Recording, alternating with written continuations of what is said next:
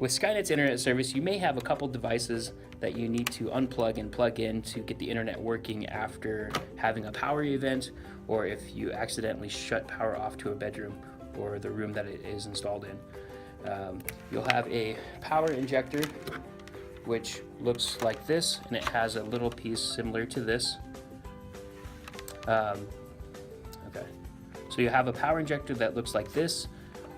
Both pieces need to be properly connected. This one into an outlet on the wall, then this cable from the outside will plug into your power injector.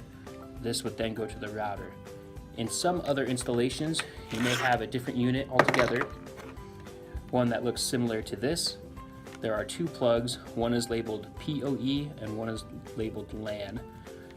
The line from outside would plug into the PoE side, and this is what powers up the unit on the outside. On the opposite end, you will have a place where a power plug can be inserted for power off of a 110 outlet.